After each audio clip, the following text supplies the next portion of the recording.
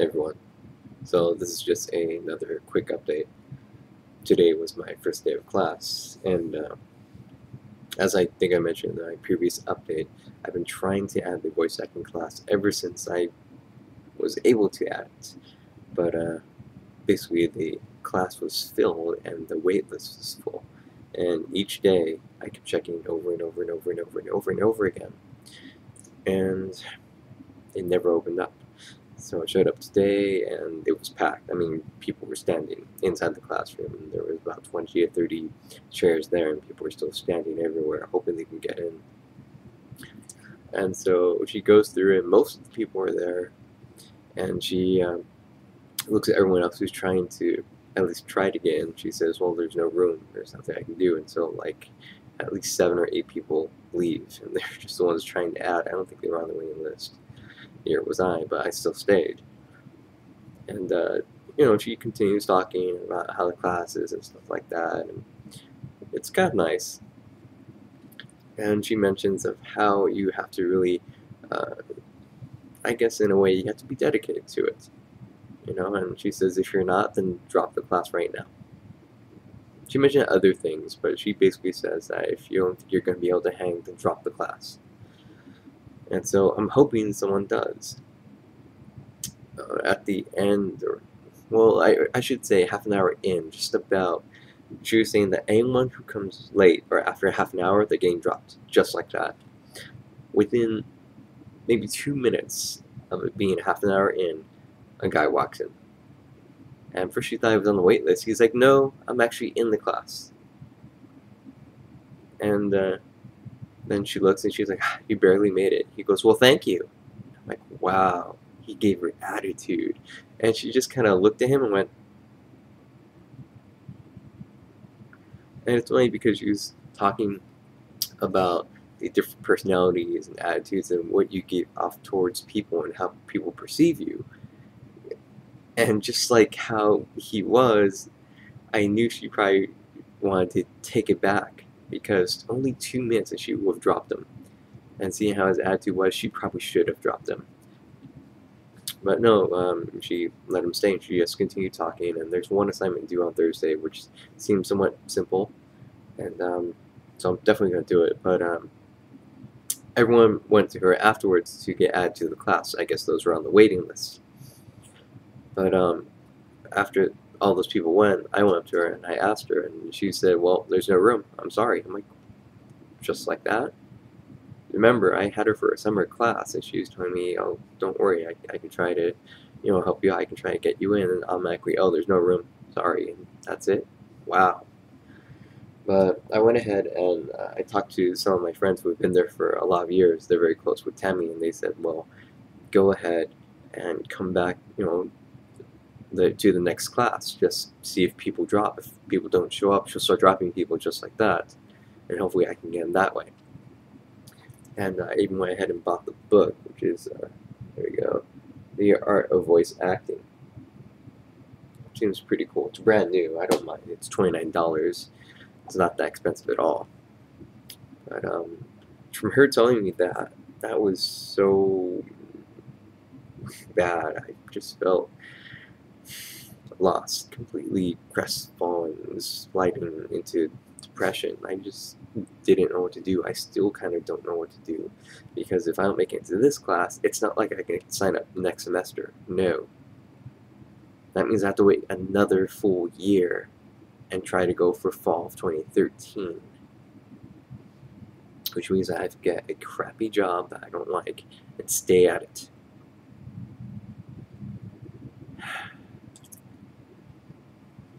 Yeah, economy's bad, but I really don't want to work at a retail place, or basically a lot of different places I don't really want to work at. It would drive me nuts, and not in a good way. I wish you could see how it was working for Fry's. You watched or were watching Art Evil 1's videos before about where he was working and how stressful it was. That's what it kind of felt like. So hopefully I do get in. I do have up until September 7th, which means next Thursday, so last day, I can actually go and be part of the class. Because on Friday, that's it. There's no class Friday. It's only a Tuesday, Thursday thing. So we'll see how everything turns out. And to make matters worse, kind of cool, but worse, there was a guy who walked in to the class and he was mentioning how, well, he's a voice actor starting out, which is really awesome. And he met Rob Paulsen, the guy who I interviewed like 2 years ago. And so he asked if anyone knew Rob, or who knew who he was. And I rose my hand up, and no one else really did. And so I want to add this guy on Facebook, but apparently he might be able to get Rob Paulsen to come into the class. So I interviewed him, I talked with him, I even emailed him. And if I don't make it into the class, I'll miss my chance of meeting Rob Paulsen. I don't think he would remember me unless I told him about it, but still, I mean, you interviewed the guy, now he's actually going to come to your school and speak to your class, the one thing you are actually not in for some reason. Wow. Awesome for everyone else, terrible for me. No one really knew who he was. Here I am knowing everything about him, and I'm not in the class. How wonderful. So I'm not going to give up, but I'm just not sure what to do after this. If I don't get in, I can't twiddle my thumbs for a year. I can't just work a job and twiddle my thumbs there. I have to start doing something. And one thing she stressed is, don't put yourself out there if you're not good at voice acting, because you're poisoning the waters, basically. Who wants to hire that guy? He doesn't sound right. He doesn't sound good. Don't hire him. And that's it. And people remember names. It takes about 2 years, apparently, to become a voice actor, a really very good one. So if I'm not there for this year, then I still have about 4 years to make up. 1 year, and then I guess 1 year holding me back, and then 2 more years of voice acting, and then just 1 year to try and get started and put myself out there. And yeah, fun stuff. Anyway, that's my week so far. We'll see what happens Thursday. I'll definitely keep you guys updated. Another thing I noticed is Sarah Marie 20 was here in California, which is pretty awesome. She came for a wedding, was it? And I kind of found out too late. I found out like Sunday, and I guess she only had Monday left, and now she's going back to her state. So if you're watching this, come back to California sometime. Maybe we can hang out, do something. It'd be awesome to meet another YouTuber. Very awesome.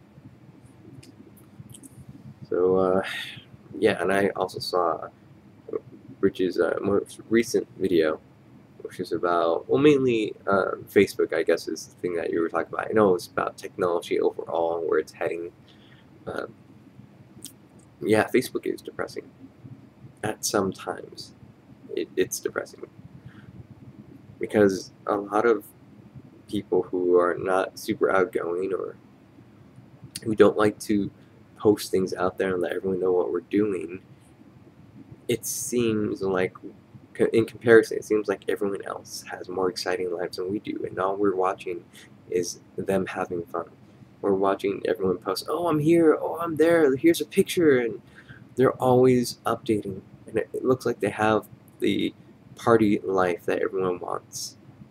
And you compare it to what you're doing, which is sitting here in a room, doing nothing, staring at a screen, watching everyone post about what they're doing, about their lives, and how much fun they're having with so many people at this place.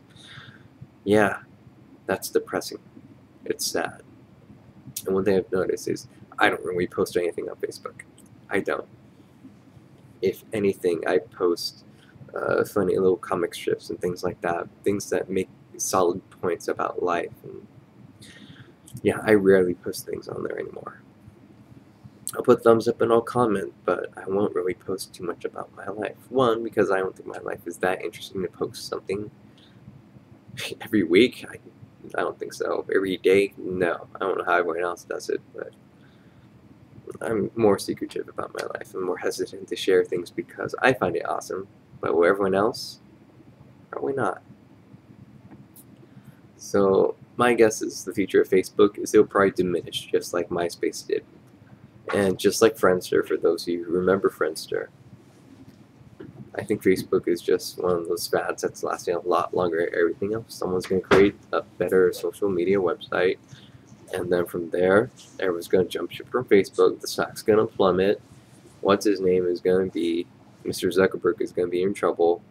I guess, who knows? If the stock plummets and he still made a lot of money, I guess he'll be okay. Kind of like the guy, no, I was going to say kind of like the guy who created Napster. But no, he actually didn't do so well, not until Facebook. It's a long story unless you watch the Social Media Network. But anyway, yeah, I think Facebook's going to go downhill after a while. Not so much based on stock, but just people get tired of it. It's there. It gets old. Just like a #1 hit, it gets old fast. And who knows what else someone's going to create. But someone's going to create something else, and everyone's going to flock to that. And of course, it'll be awesome, and then it'll start to go downhill, and that seems to be the chain. Kind of like consoles, video game consoles, for the most part. Because I know a lot of people were saying that consoles are getting so high up there in graphics that they're not going to really need that much improvement, so it might just be a permanent console, or at least you won't be able to update it for maybe 40 or 50 years, who knows. There's one thing about technology that is bothering me. I read an article where they were talking about the sun and solar flares and stuff like that, and that solar flares can knock out satellites all over the world. And the thing is, well, what happens when that happens? Well, one thing is that it happened in one country where only about 20 or 30% were technology hooked, I guess you can say, more modernized like us. And when their satellite or power went out, it was chaotic. That's 20 to 30%. America, it's like, what, 80, 90%? Imagine what happens then.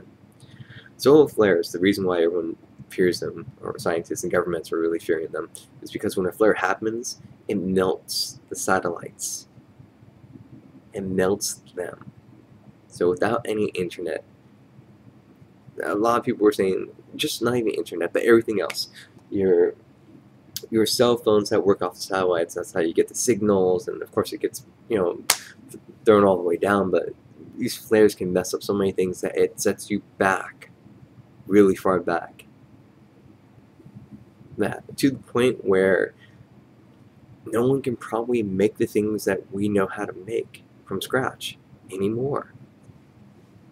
If all the blueprints got demolished, if you had to create a laptop from scratch, I mean literally from scratch, you're not going to Best Buy or from Fry's to buy parts. No, you're creating them from scratch. Could you?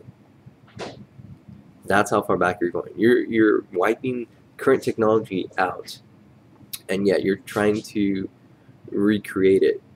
Pretend like you're back in the Renaissance where there are no light bulbs. That's how far back you're going. There's no copper wiring.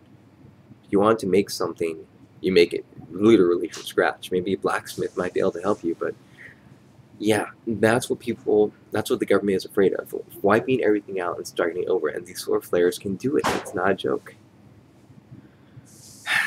So, yeah, that's one thing I don't like about technology, is that we're at that point where people can't make it from scratch.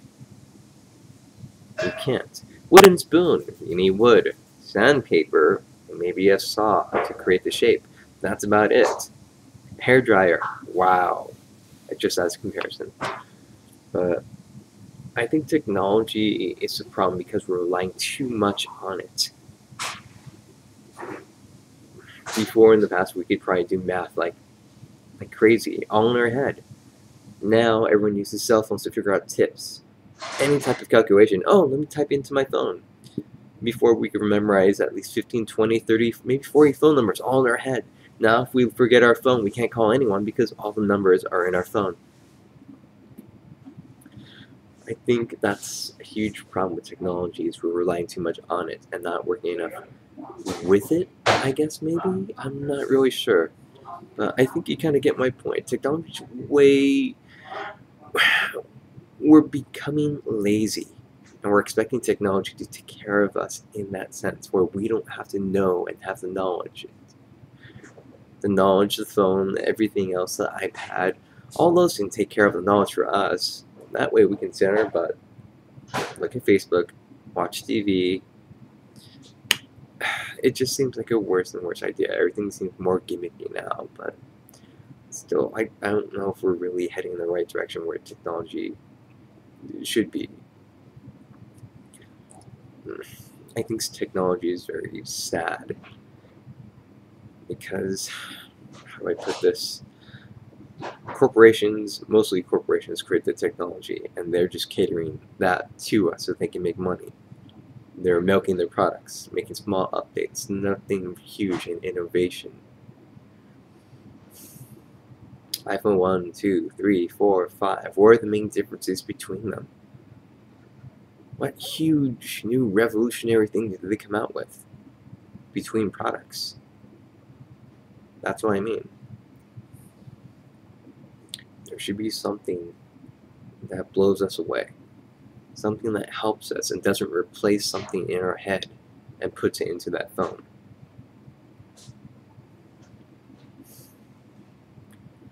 I know after a while they're saying that they're going to have smart cars that can probably drive on their own. Well, that's great. You don't have to have skill. So what happens if your smart car dies out? You have to drive normally. If you don't know how to drive, then what? I mean, that's what I mean. Technology replaces what you should already know. And that's the problem. Like video game consoles, no one's really gonna care if those go out. They don't replace anything, they're entertainment. We can entertain ourselves differently, but we choose to do it that way. Cell phones and all of those. You can still have house phones. Yes, cell phones are more convenient, but that's the problem because they remove a lot of things that we used to do and be able to do like that. So that's my little thing on technology. And I want to show you guys, because I know I showed it before about how I had 3 stars. This is, oh yeah, technology. Now I have, there we go, 5 stars. Took a while though. So yeah, it took me 2 days to beat that. And then to get the rest of the 5 stars about 4 days, because, well, it's a long story. But yeah, really annoying. Anyway, yeah, I guess that's gonna do it for now. And look, I'm blurry. How did that happen? Yeah, my camera's very awesome today. I think one of these days I'll use this instead. I'm like, sure, that's clear. Oh, there we go. So, anyway, yeah, I guess that's gonna be it for now. I will update you later on. And you know what, I might as well do a shout out because I rarely make videos anymore. At least, well, now I'm making them more, but I really felt like venting and getting all these problems out in the open. And also, yeah, happy birthday to Spiffy Rich. I know that's not his channel anymore, but just in case he's watching, happy birthday. Shout out to REvo1, Abby as usual, Bella Jansen, Jeremy20. Of course, hope you have a safe flight back. The Pink Crusader, always. And here's a new one. I don't really mention this person too often, but a shout out to Cynthia, the one and only. So I will see you guys later. Take care.